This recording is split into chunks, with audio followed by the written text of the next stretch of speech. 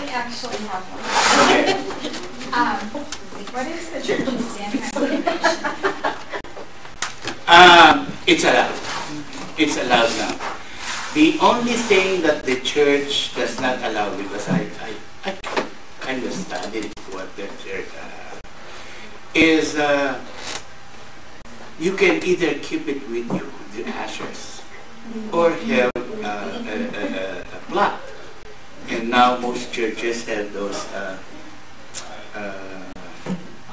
what do they call that? No, those under the most basilicas or churches, they have crypts where they put it in. Okay, you're not allowed to throw it in the air. Now, don't ask me why. I just read it, and those are the prohibitions. But you're allowed to cremate it.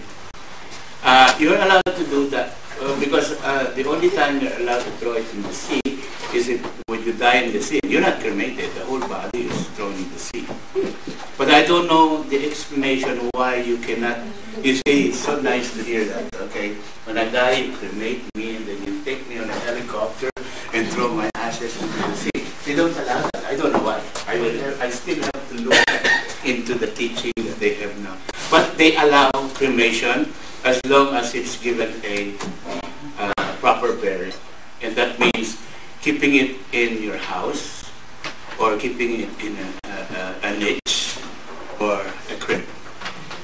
I had a friend whose wife died, and she is in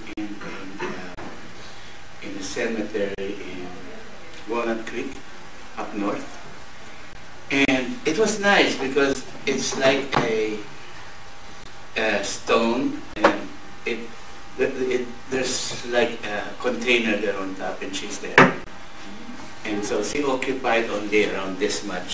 And they sell that now in Catholic cemetery. Before, they do not allow that. See? And as I said, under some of the new churches, they have crypts, and they're only this big, so it just allows enough for that. That's the church standing. I think along with that, though, I believe the church requires that the body be cremated after the funeral service. Yes, after the necrological services. Remains and expect a service out of the church, but there's no body to bless, I guess. Just one thing that I would like to add here on indulgences. As far as plenary indulgences, my personal feeling is that it's almost impossible. So I usually tell people, if you want to gain plenary indulgences, you don't take it for yourself, because it doesn't really work that much. Because what happens is you go to confession, go to communion, and then you do the prescribed work. And if you offer it for other people, then you probably would gain it because of the most important portion, which is no attachment to sin. Now, I got the idea that it's really very hard if you're doing it for yourself, because I can tell you for a fact, and this is not in church teaching, but it's a fact, that once you receive communion, you are completely without sin, right? So you have to do the thing you have to do, and one of them is spend 30 minutes in front of the Blessed Sacrament. And you're there praying, keeping away from sin, because you just received communion, it's just so good, without detachment from sin. And there's a homeless man there in the back, coughing and coughing and coughing and coughing. And then you say, what's this guy doing here? That's a sin. Right? Maybe a small sin, a venial sin, but that's a sin. See? So, the intention of doing all of this for plenary indulgences would bring you treasures in heaven. But as I've always said, you have to build up your treasures in heaven so that when you get to heaven, then you can use those treasures to pay off your debts, actually. But of course, before you can do that, you have to get to heaven first. What's interesting is the church allows, even for appointment fellowship, that you go to confession either 8 days before or 8 days after, which kind of conflicts with the idea that you have to be in a perfect state. Well, when you receive communion, that very moment you're in a perfect state. But I haven't done it. But as I said, once you get out, you know everything can happen. Like for example, you're just getting out of your pew, and this person here is not moving, and you want to get out because you'll be late for office. Guess what? Your mind is working. Your mind is not perfect.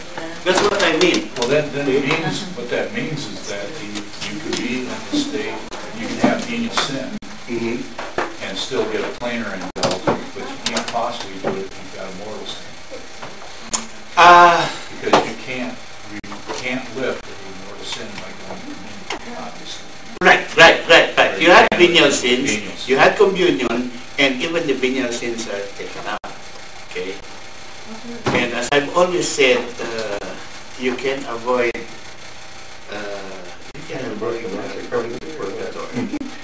Because you really have to be a saint to go straight to heaven. Because I think I need that whole book that you have. because as I said, we're not yet saints. Maybe when you have a person like Mother Teresa who has already taken out all thought of sin in her mind, and the thing is, she keeps on praying, goes to confession almost every week because she doesn't really feel that worthy. But because of computers and which we learned earlier, it's really very hard. So the only way you can go directly to heaven is like if you were there dying with Christ and you were the good thief, and he said, today you're joining me in paradise.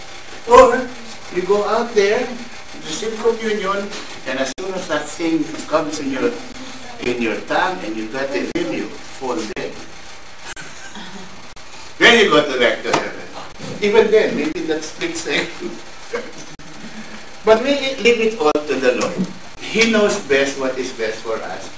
The only obligation we have is to be able to live our lives the way He wants us to live it. And what He said is, be holy as the Father is holy. Doesn't mean you have to be, but you have to try. And that is why purgatory is a big gift to us. I was like, so sorry about that. Can you tell me what was the definition of purgatory? I just caught it's not a second chance. Purgatory is a state, because we cannot even say it's a place, of purification. Because God said there's nothing that will enter the kingdom of heaven that is not perfectly holy. And when you sin, the sin may be forgiven. It's just like, as I said, here is a man who shot the Pope. And the Pope said, I forgive you for what you did. But he still has to go to jail. So, the sin was forgiven, and that is what happens to us. Our sin is forgiven. But we have to have reparation for us. And in God's mercy, He has this state. We cannot say it's a place, but a state of being where we are purified, which non-Catholics deny, because you either go to heaven or go to hell. Okay. How are we purified in that state? People praying for us? Or? Yeah. And you see, there are things that we really cannot understand completely until we cross over. Before, they used to say it was a place similar to hell, fire and all that, and you're purified there. The only difference between hell and purgatory is in purgatory, because all you have is venial sins, you you have no mortal sin, that means it's only burning up the venial sin so you can get up to heaven.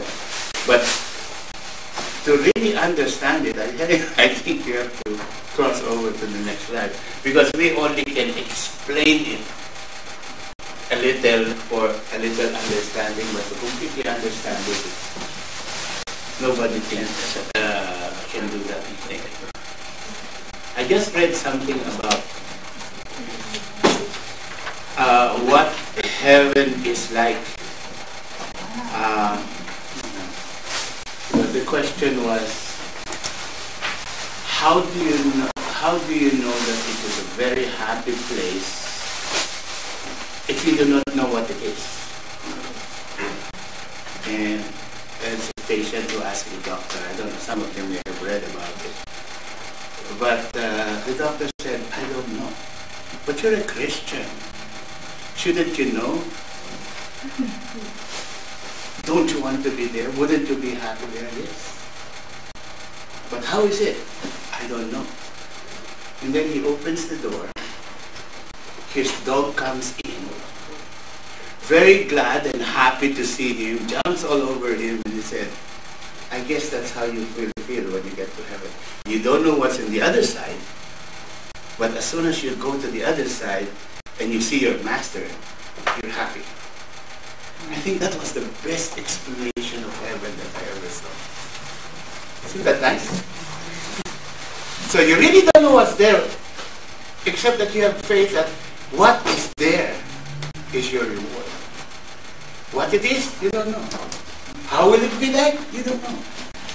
But the reaction of the dog shows that. Why was he very happy? Because he saw his master. And that is what will happen when we go see our master in heaven. Any other question? Some of you will not be here anymore because you took up the part 3, right?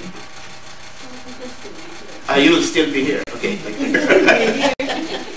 So any other question? That's all I have on this, on tonight, because I think it was very clear. Yeah, anything. The anointing one, that one erases. Yes, it does. Yes, it does. You must remember, we all started with the definition of sacrament is that it is an external sign instituted by Christ to give grace. And when you give grace, that means you are out of sin, right? And that's what happens in anointing of the sin. You had something to say? Yeah, I follow up on your dog story.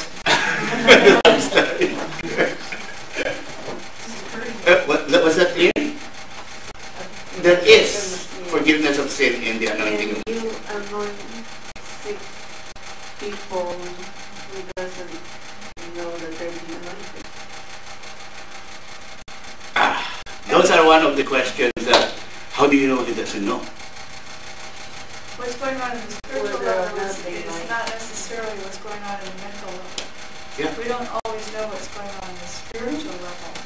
And just because we're here, where we see, touch, taste, this is not the spiritual.